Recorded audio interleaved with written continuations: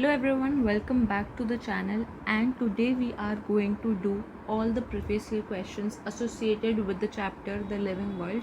पिछली वीडियोस तक अब तक हमने सारी एनसीईआरटी पोर्शन कवर कर लिया है, चाहे वो ओल्ड एनसीईआरटी हो, न्यू एनसीईआरटी हो है। बेसिकली इससे हमें क्या होगा, आइडिया मिल जाएगा कि कौन से टॉपिक से हमें ज़्यादातर क्वेश्चंस वगैरह देखने को मिलते हैं नीट में। वैसे तो अब से काफ़ी पैटर्न चेंज भी हो चुका है, लेकिन फिर भी एक आइडिया के लिए हम लोग बहुत ज़्यादा ज़रूरी है कि प्रीवियस से क्वेश्चंस कर ले। अब देखते हैं सबसे पहला क्वेश्चन। तो सबसे पहला क्वेश्चन क्या है, x and y are the components of binomial nomenclature. This naming system was proposed by z. तो हमें x, y और z बताना है, जहाँ पे z हमें साइंटिस्ट का नाम बताना है, x और y हमें बायनॉमियल नोमेनक्लेचर के कंपोनेंट्स बताने हैं। तो सबसे पहले तो हमें पता है कि बायनॉमियल नोमेनक्लेचर था क्या। ये एक नेमिंग सिस्टम था जो कि कैरोलस लीनियस ने प्रपोज किया था, जिसके अंदर हम किसी भी ऑर्गेनिज्म को अगर हमें नाम रखना है उसका, तो उसके दो कंपोनेंट्स होने चाहिए, एक उसका जीनस और एक उसका स्पेसिफिक एपिथेट। ये उस बायनॉमियल नोमेनक्लेचर के दो कंपोनेंट्स होते हैं। तो सबसे पहले यहाँ पे z क्या होना चाहिए, कैरोलस लीनियस। तो ये दो ही ऑप्शंस में हैं, तो यहाँ पे फर्स्ट और थर्ड ऑप्शन में। और हमें पता है कि देखो यहाँ पे आप कैसे सोचोगे, यहाँ पे जो x होगा ना, इसको हम लोग जीनस ले लेंगे और y को हम लोग स्पेसिफिक एपिथेट ले लेंगे। ऐसा इसीलिए हम लोग करेंगे क्योंकि जब भी हम नेमिंग करते हैं तो उसके अंदर जो पहला नाम हम लिखते हैं वो जीनस का ही लिखते हैं, और जो सेकंड हम नाम लिखते हैं वो स्पेसिफिक एपिथेट का लिखते हैं। तो इसलिए पहला नेम हम हमेशा यहाँ पे जेनेरिक नेम लेंगे, सेकंड स्पेसिफिक एपिथेट लेंगे। तो हमारा जो पूरा का पूरा ऑप्शन हो जाएगा वो ऑप्शन नंबर 3 हो जाएगा करेक्ट। ठीक है, अब यहाँ पे मैंने ना एनसीईआरटी की क्लिप भी पेस्ट कर दी कि क्वेश्चन कौन सी लाइन से पूछा हुआ है। तो हो सकता है कि अभी तक बहुत सारे लोगों के पास नई एनसीईआरटी ना हो, तो ओल्ड एनसीईआरटी में भी मैंने लिख दिया कि कौन से पेज नंबर पे, और न्यू एनसीईआरटी का भी लिख दिया। तो ओल्ड एनसीईआरटी में 6 पे है और नई एनसीईआरटी में 4 पे है। तो यहाँ पे ये वाली लाइन देख लो एक बारी। Each name has 2 components, the generic name and specific epithet. जो हमने देख लिया कि एक जीनस होना चाहिए, एक स्पीशीज होनी चाहिए। This system of providing a name with 2 component is called as binomial nomenclature, and this naming system given by Carolus Linnaeus is being practised by biologist all over the world. तो यहाँ पे दिया किसने था, Carolus Linnaeus ने। तो first question हो गया। सेकेंड क्वेश्चन है टैक्सोनॉमिकल एड के उस पर कि which of the following are true about taxonomical aid की। तो ऑप्शन देखते हैं, keys are based on similarities and dissimilarities. तो पहले की देख लेते हैं कि की होता क्या था। की एक आइडेंटिफिकेशन मेथड होता था जिसमें हम प्लांट्स को भी आइडेंटिफाई कर सकते थे, एनिमल्स को भी कर सकते थे, और ये बेस्ड होता था ऑन सिमिलैरिटीज एंड डिसिमिलैरिटीज। इसके अंदर हम लोग कैरेक्टरिस्टिक्स लेते थे, मतलब contrasting pair of contrasting characteristics, जिसको हम कपलेट बोलते हैं, जिसकी हर एक स्टेटमेंट को लीड कहते हैं। फिर जो भी कॉन्ट्रास्टिंग पेयर में दो स्टेटमेंट्स होती थी, इनमें से एक का एक्सेप्टेंस हो जाता था और दूसरे का रिजेक्शन हो जाता था। तो ये एनालिटिकल थी नेचर में। और तो अब ये वाली स्टेटमेंट्स देख लेते हैं। Keys are based on similarities and dissimilarities, तो ये भी ट्रू स्टेटमेंट है। ये एनालिटिकल भी होती है नेचर में। उसके अलावा कॉन्ट्रास्टिंग कैरेक्टर जो एक पेयर में हम लेते हैं, मतलब पेयर ऑफ कॉन्ट्रास्टिंग कैरेक्टर को कपलेट बोलते हैं। जैसे कि अगर हाइट है तो हाइट एक कपलेट है जिसमें टॉल आता है और ड्वार्फ आते हैं, दो कैरेक्टर्स आते हैं। वैसे ही वेनेशन है, तो वेनेशन के अंदर यहाँ पे हमारे पास हमने ये दोनों एग्जांपल लिए थे पहले भी कि एक रेटिकुलेट हो सकता है, एक हमारे पास पैरेलल हो सकता है। तो ये एक contrast pair of contrasting character हो गया, तो इससे कोई हमने कपलेट बोल दिया। और इसकी हर एक स्टेटमेंट यानी कि टॉल और ड्वार्फ को इंडिविजुअली लीड बोल दिया, वैसे रेटिकुलेट और पैरेलल को भी लीड बोल दिया। तो यहाँ पे ये चारों ही स्टेटमेंट्स करेक्ट हो जाएंगी, तो फोर्थ ऑप्शन इसका सही हो जाएगा, which is A, B, C and D। अब ये न्यू एनसीईआरटी में तो ये टॉपिक डिलीट हो चुका है, पर प्रीवियस ईयर में इसके ऊपर बहुत सारे क्वेश्चंस पूछे गए की पे, पर नई एनसीईआरटी में नहीं है ये। वैसे ये ओल्ड एनसीईआरटी में पेज नंबर 13 पे है, और यहाँ पे ये वाला इसी पूरे पैराग्राफ में से ही ये क्वेश्चन पूछा गया है। तो एक स्टेटमेंट तो यही वाली थी कि ये सिमिलैरिटीज़ और डिसिमिलैरिटीज़ के ऊपर बेस्ड था। दूसरी स्टेटमेंट थी कि पेयर ऑफ कॉन्ट्रास्टिंग कैरेक्टर को कपलेट बोलते हैं। तीसरी स्टेटमेंट थी कि ये एनालिटिकल होती है नेचर में, और चौथी स्टेटमेंट थी कि हर एक स्टेटमेंट की के अंदर उसको लीड बोलते हैं। तो यही चारों स्टेटमेंट इसी छोटे से पैराग्राफ से पूछी गई थी। अगला क्वेश्चन है, in the taxonomical categories which hierarchical arrangements in ascending order is correct in case of animals. मतलब एनिमल के केस में पूरी हायरार्कियल अरेंजमेंट बतानी है जो स्पीशीज से लेके किंगडम तक होती है। पर यहाँ पे इसमें क्वेश्चन में क्या पूछा गया, असेंडिंग ऑर्डर में। लेकिन यहाँ पे ना थोड़ी सी दिक्कत है, जैसे क्वेश्चन में इधर तो असेंडिंग ऑर्डर पूछा गया है, लेकिन जो फर्स्ट ऑप्शन उन्होंने दिया है वो डिसेंडिंग ऑर्डर के हिसाब से दिया है। जब हम किंगडम टू स्पीशीज जाते हैं तो वो डिसेंडिंग ऑर्डर होता है, और जब स्पीशीज टू किंगडम जाते हैं तो ये एक असेंडिंग ऑर्डर होता है। लेकिन उन्होंने जो पहला ऑप्शन ही दे रखा है वो डिसेंडिंग ऑर्डर के हिसाब से दे रखा है, लेकिन क्वेश्चन में असेंडिंग बोला है। एनसीईआरटी में भी लिखा हुआ है, तो यहाँ पे फिगर 1.1 के साथ में लिखा हुआ है कि असेंडिंग ऑर्डर में दी हुई है अरेंजमेंट, और वो स्पीशीज से किंगडम तक लेके दी हुई है, एरो उस तरफ जा रहा है। तो इसका मतलब यहाँ पे थोड़ी सी दिक्कत है क्वेश्चन में।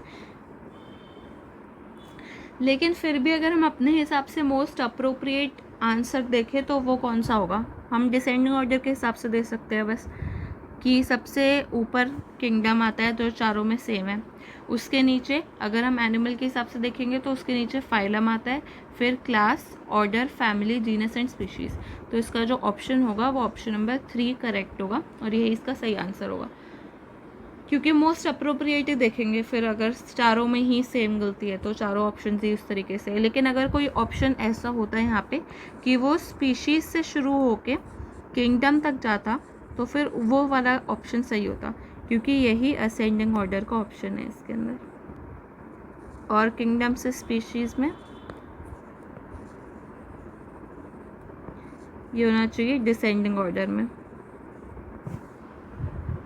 एनीवेज अगले क्वेश्चन पे देखते हैं।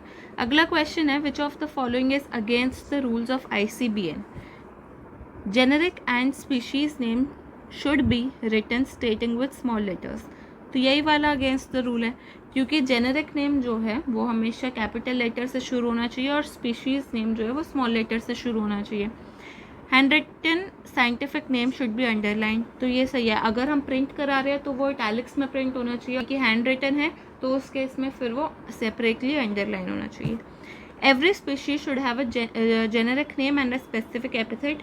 ये सही है कि हर एक स्पीशी का जो भी ऑर्गेनिज्म होगा, यहाँ पे एवरी ऑर्गेनिज्म होना चाहिए। वैसे every organism should have a generic name and a specific epithet, और उसके अलावा scientific names are in Latin and should be italicised. ये सही है कि वैसे तो वो लेटिन में होना चाहिए, मान लो लेटिन में नहीं भी है तो उसको हमें फिर डिराइव करना होगा लेटिन में, और फिर लिखते time it should be italicised. तो इसमें जो करेक्ट ऑप्शन होगा और against the rule of ICBN है वो ऑप्शन नंबर 1 ही होगा। तो ये वाला तो रूल से डायरेक्टली पूछा हुआ है, जो कि यहाँ पे है कि biological names are generally in Latin and written in italics. They are Latinised और derived from Latin irrespective of their origin. मतलब अगर उसका ओरिजिन दूसरा भी है तो भी हमें उसको लेटिनाइज करना होगा। फिर दूसरा कि first word in biological name represents a genus while the second component denotes a specific epithet. पहला हमेशा जीनस होना चाहिए और दूसरा स्पेसिफिक एपिथेट होना चाहिए। इसी हिसाब से हमने क्वेश्चन नंबर 1 में भी आंसर किया था। फिर तीसरा है कि both the words in biological name when hand written are separately underline. दोनों वर्ड्स अगर वो हैंड रिटन है तो उसको सेपरेटली अंडरलाइन करना होगा, अदरवाइज अगर प्रिंट करा रहे हैं तो इटैलिक्स में प्रिंट करना होगा, ताकि हम उसका लेटिन ओरिजिन इंडिकेट कर सकें। और लास्ट इसका जो होता है रूल वो है, first word denoting the genus should start with a capital letter while the specific epithet starts with a small letter। यानी कि जो जीनस है उस फर्स्ट लेटर है वो कैपिटल लेटर से शुरू होना चाहिए, और स्पेसिफिक एपिथेट का जो फर्स्ट लेटर है वो स्मॉल होना चाहिए। और ये मैंगिफेरा, इससे भी हम इंडिकेट कर सकते हैं कि यहाँ पे M जो है वो कैपिटल लेटर में और I स्मॉल लेटर में। अगला क्वेश्चन, अच्छा ये वाला NCERT के नई NCERT में 4 और 5 पेज पे, इसका जो लास्ट पॉइंट है वो 5th पेज पे और बाकी तीनों 4th पेज पे, और ओल्ड NCERT में 7th पेज पे। ये सब में ऊपर लिखा हुआ है तो यहाँ से चेक कर सकते हो, हर पेज पे लिखा हुआ है। The contrasting character generally in a pair used for identification of animals in taxonomic की आर रेफर्ड टू एज। तो ये नीट 2019 उड़ीसा का है और इसके अंदर हमसे पूछा है कि जो कॉन्ट्रास्टिंग कैरेक्टर हम पेयर में यूज़ करते हैं, जैसे हमने अभी देखा था हाइट का जो कैरेक्टर था या फिर जो वेनेशन का कैरेक्टर था, जो कि हम एनिमल्स और प्लांट्स के आइडेंटिफिकेशन के लिए यूज़ करते हैं। इन कॉन्ट्रास्टिंग कैरेक्टर जो पेयर में, उनको क्या बोलते हैं? तो पेयर में उनको कपलेट बोलते हैं, जो कि फिर से इसी लाइन से इंडिकेट हो रहा है। And the keys are based on contrasting characters generally in a pair called as couplet. ये वाली लाइन, तो इसी लाइन से 2 बार क्वेश्चन पूछा हुआ है, मतलब एक स्टेटमेंट बेस्ड में पूछा हुआ है एक क्वेश्चन में, और एक तो पूरा क्वेश्चन अलग से आया हुआ है। ये 2019 में पूछा हुआ था। उसके बाद अगला क्वेश्चन भी 2019 का ही है, जिसमें पूछा है कि करेक्ट साइंटिफिक नेम बताना है हमें मैंगो का, जो कि कैरोलस लीनियस ने दिया था। उसकी करेक्ट एक्चुअल में क्या होना चाहिए वो बताना है। अच्छा, यहाँ पे ना ये सारे मान लो कि ये सारे इटैलिसाइज्ड है ऑलरेडी, ठीक है, इसको इटैलिसाइज्ड ही मान लेना, क्योंकि ये इटैलिसाइज था क्वेश्चन में, करना रह गया। सारे रूल्स चेक करते हैं एक बारी।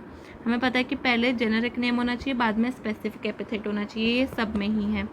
उसके बाद first letter of the generic name should be capital and the first letter of the species should be small, तो वो भी सब में है।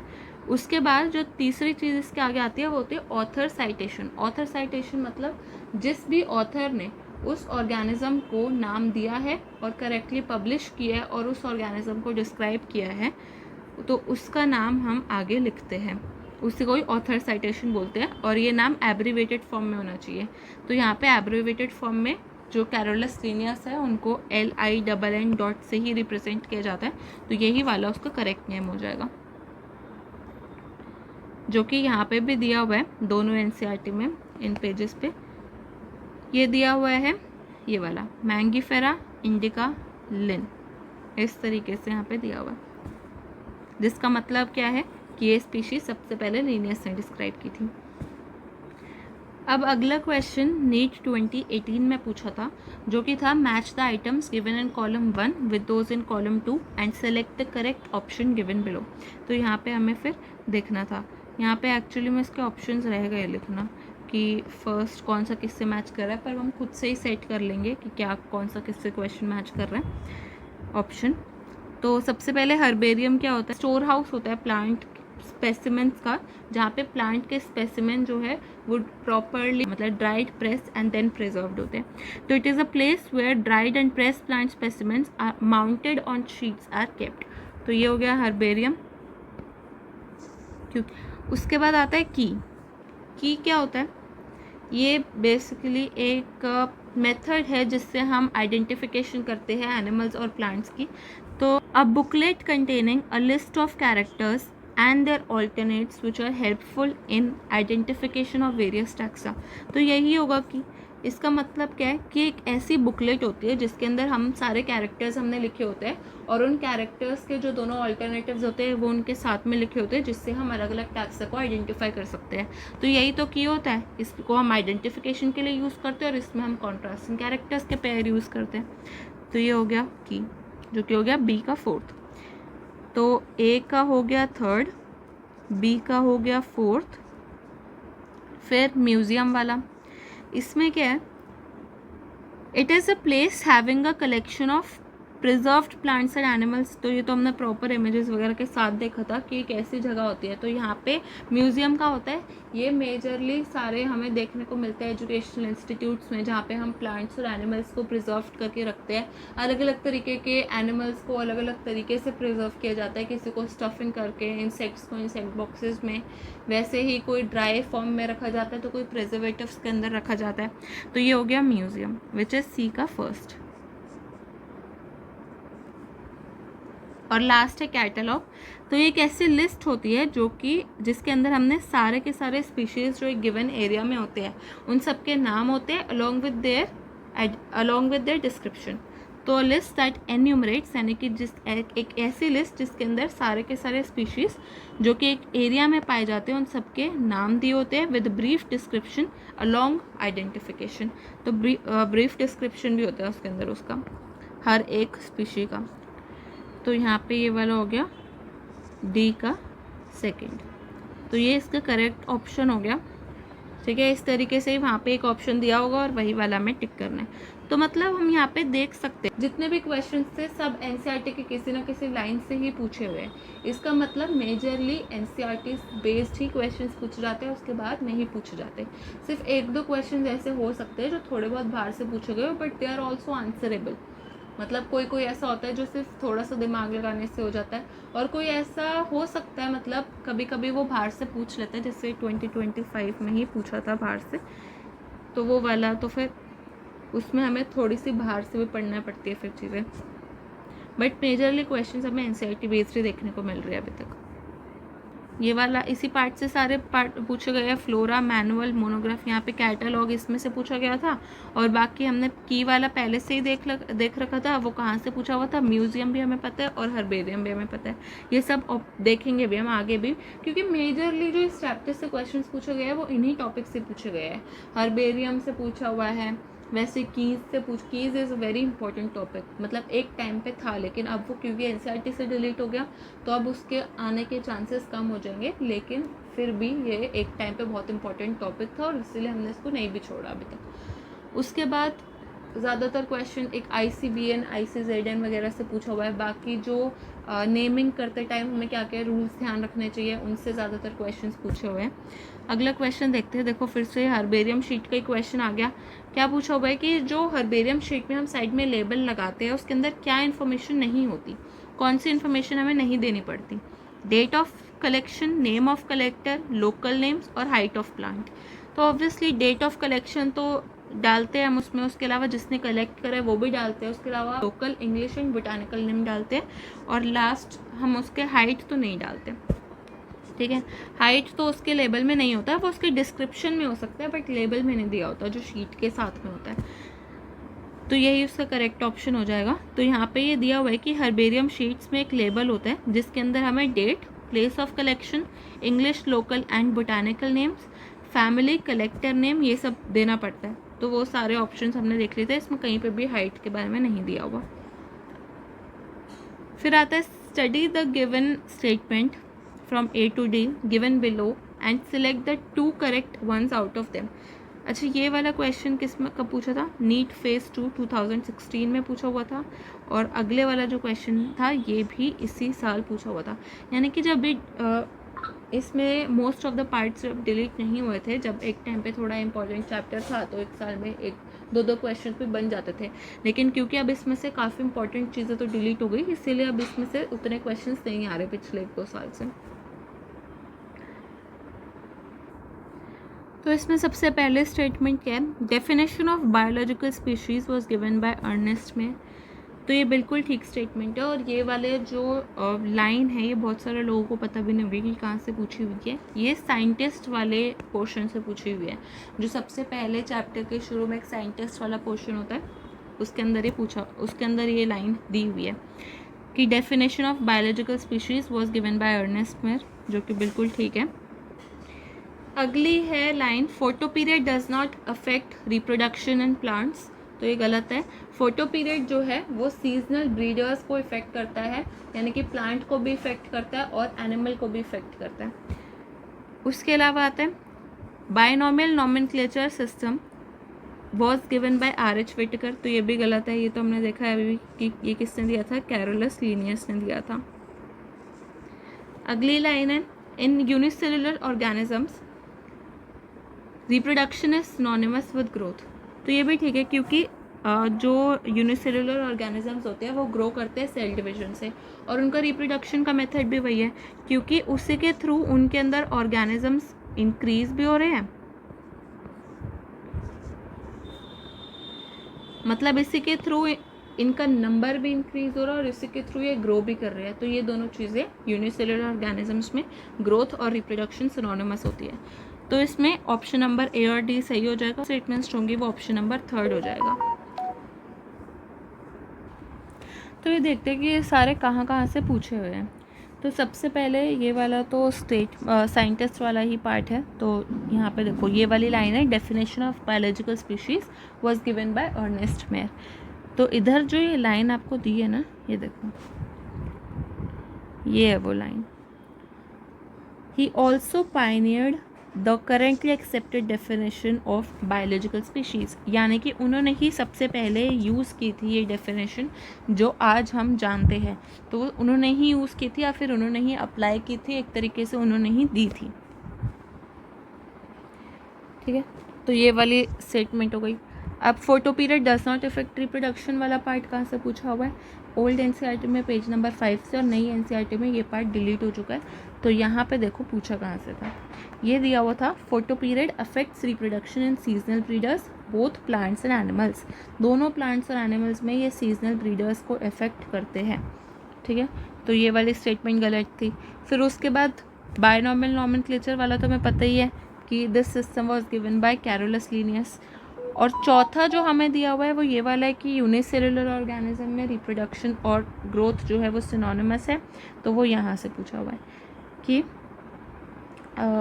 ये वाला when it comes to unicellular organisms like bacteria, unicellular algae or amoeba, reproduction is synonymous with growth, that is increase in number of cell।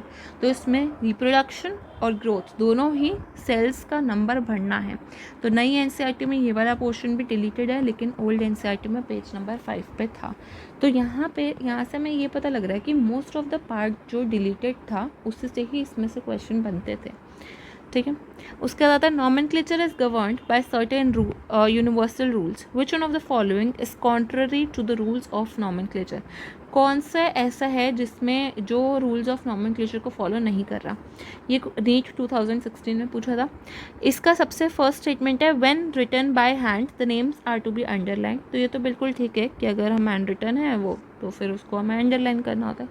फिर आता है biological names can be written in any language. तो ये गलत है, it has to be italicised, उसको हमें italicise करना है और उसको लेटिन में डिराइव करना है। तो बायोलॉजिकल नेम्स किसी भी लैंग्वेज में नहीं लिखे जा सकते, लेटिन में लाना पड़ेगा उसको पहले, या फिर डिराइव करना होगा जो भी उसका ओरिजिन है उससे। The first word is biological name represents the genus name and second is specific epithet. ये तो ठीक है। The names are written in Latin and are italicised, ये भी ठीक है। तो वही है कि ऑप्शन नंबर 2 ही इसका करेक्ट आंसर होगा, जो कि कॉन्ट्ररी है to the rules of nomenclature. ये वाला अगेन इसी पार्ट से पूछा हुआ है जो हम ऑलरेडी डिस्कस कर चुके। अब आता है which of the following is not a correct statement. Botanical gardens have collection of living plants for reference. तो बोटानिकल गार्डन्स में लिविंग प्लांट्स होते हैं, हर्बेरियम में ड्राइड प्लांट्स होते हैं, तो हमने देख ही लिया था पहले ही। Museum has collection of photographs of plants and animals. तो म्यूजियम में कलेक्शन नहीं होती, actual preserved plants and animals के स्पेसिमेंट्स होते हैं। ये एजुकेशनल इंस्टीट्यूट्स में देखने को मिलता है जहाँ पे फोटोग्राफ्स थोड़ी होती है, यहाँ पे एक्चुअल में प्रिजर्व्ड होते हैं। फिर अगला आता है कि key is taxonomic aid for identification of specimens. तो ये हमें पता ही है, ये वाला काफ़ी बार की वाला टॉपिक किसी वीडियो में 2-3 बार डिस्कस हो चुका है। और उसके बाद लास्ट है herbarium houses dried press and preserved specimens. तो ये भी ठीक है, मतलब यही वाली गलत स्टेटमेंट है जो कि यहाँ से भी पता लग रही है। देखो सबसे पहले फर्स्ट स्टेटमेंट जो थी बोटानिकल गार्डन वाली, अच्छा ये क्वेश्चन नीट 2023 में पूछा हुआ है, और इसमें जो सबसे पहली स्टेटमेंट हमारे पास है वो पूछी हुई है बोटानिकल गार्डन से, जो कि नई एनसीईआरटी में अगेन डिलीटेड है, लेकिन पुरानी एनसीईआरटी में पेज नंबर 12 पे था। The specialised gardens have collections of living plants for reference. तो ये बिल्कुल सेम यही लाइन है। उसके बाद सेकंड वाला है हमारे पास म्यूजियम वाला, कि museum have collection of preserved plants and animal specimens for study and reference. मतलब यहाँ पे क्या है, प्रिजर्व प्लांट्स एंड एनिमल्स है, जबकि इधर फोटोग्राफ दिया हुआ है, इसी वजह से ये स्टेटमेंट गलत हो गई। और अगला है हमारे पास की वाला, जो हमने ऑलरेडी पहले ही देख लिया था। की वाला तो हम बहुत बार देख चुके हैं, और बाकी हर्बेरियम बचा, तो हर्बेरियम वाला भी हम देख चुके हैं कि it has dried press and preserved plant specimens on sheets. बस, तो ये वाली भी हो गई। तो हम ये देख रहे हैं कि हर एक लाइन जो है वो एनसीईआरटी की ही है। There are mixed questions. तो ये वाला जो पर्टिकुलर क्वेश्चन है, ये वाला बायोलॉजिकल क्लासिफिकेशन वाले चैप्टर से है, तो हम इसको अगले में ही करेंगे, जब हम वो वाला चैप्टर डिस्कस कर लेंगे पूरा, तब हम ये वाला क्वेश्चन करेंगे। ठीक है, which is your chapter 2 of class 11th। अगला है जो AIPMT मेंस 2011 में पूछा हुआ था, विच of the following aspects is an all inclusive characteristic of living things, यानी कि लिविंग थिंग्स की ऑल इंक्लूसिव कैरेक्टरिस्टिक कौन सी है इनमें से? Perception of events happening in the environment and there memory, कि हमें अपने एनवायरनमेंट में जो जो भी इवेंट्स हो रहे हैं उसका परसेप्शन है, यानी कि हम उसकी तरफ सेंसिटिव है, हमें उन चीज़ों की अवेयरनेस है और हमारी मेमोरी में भी वो चीज़ें स्टोर हो रही हैं। तो ये चीज़ तो सिर्फ और सिर्फ लिविंग थिंग्स में देखा था हमने कि ये चीज़ फुल ऑल इंक्लूसिव कैरेक्टरिस्टिक है लिविंग ऑर्गेनिजम्स की। तो यही इसका करेक्ट आंसर होगा। बाकी और देख लेते हैं और क्यों वो नहीं है ये भी देख लेते हैं। Increase in mass by accumulation of material both on surface as well as internally, non living objects में भी देखने को मिल रहा था, जैसे कि हमने देखा था सैंड ड्यून्स और बोल्डर्स में था ये, ठीक है। तो ये वाला तो नहीं होगा ऑल इंक्लूसिव कैरेक्टरिस्टिक।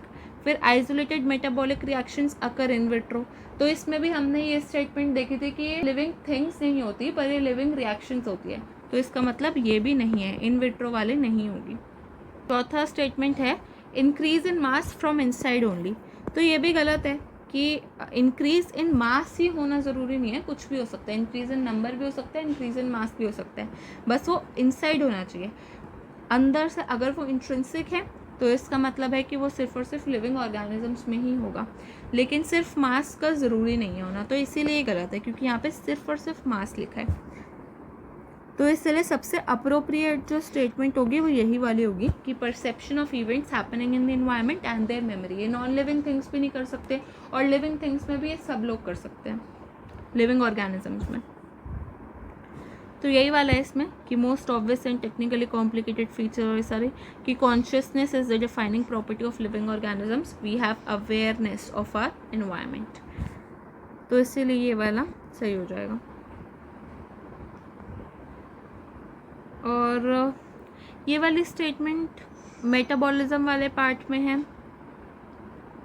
ठीक है, और बाकी ये दोनों स्टेटमेंट ग्रोथ वाले पार्ट की थी। तो ये सारी NCERT बेस्ड ही स्टेटमेंट्स हैं। उसके बाद आता है अगला question, the living organisms can be unexceptionally distinguish from non living things on the basis of their ability for, तो ये भी बिल्कुल सिमिलर काइंड ऑफ क्वेश्चन ही है जहाँ पे हमें लिविंग ऑर्गेनिजम्स की कैरेक्टरिस्टिक फीचर या फिर कह सकते हैं कि डिफाइनिंग फीचर बताना है। इसके अंदर सबसे पहला आता है ग्रोथ एंड मूवमेंट, तो ग्रोथ वाला हमने देखा था कि नॉन लिविंग थिंग्स में भी होता है क्योंकि उसका ट्विन कैरेक्टरिस्टिक होता है increase in mass as well as increase in number, और इंक्रीज इन मास हमें नॉन लिविंग ऑब्जेक्ट्स में भी देखने को मिलता है, इस वजह से नॉन लिविंग थिंग्स का डिफाइनिंग फीचर नहीं होता। दूसरा है रिस्पॉन्सिवनेस टू टच। तीसरा है interaction with the environment and progressive evolution, and चौथा है रिप्रोडक्शन। तो रिप्रोडक्शन कैसा था, ये इसलिए नहीं था क्योंकि ये all inclusive of living organisms ही था, यानी कि ये तो पक्का है कि ये नॉन लिविंग ऑब्जेक्ट्स में नहीं होता रिप्रोडक्शन, लेकिन लिविंग ऑर्गेनिजम्स में भी सब में नहीं हो रहा था, जैसे कि इनफर्टाइल कपल में या फिर म्यूल्स में या फिर वर्कर्स स्टेराइल हनी बीज में, उनमें भी ये नहीं होता। अब इसमें बचते हैं ऑप्शन सेकंड एंड थर्ड, तो यहाँ पे हम कैसे डिसाइड करें कि क्या होगा आंसर।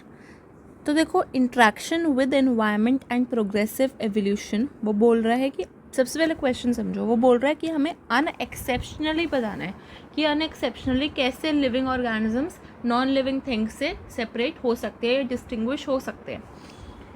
तो ये वाली चीज़ हमें किस में नहीं देखने को मिलती लिविंग ऑर्गेनिजम्स में, अगर हम वो सोचें तो ये हमने एग्जाम्पल भी देखा था NCERT का, जिसके अंदर जो कोमा पेशेंट्स के बारे में जब हमने डिस्कस किया था कि coma patients lose their ability to interact with their environment, they are brain dead and they are not able to interact with their environment, they have no consciousness और self consciousness, which means that this is not something which is unexceptionally distinguishing the non-living things from the living organisms.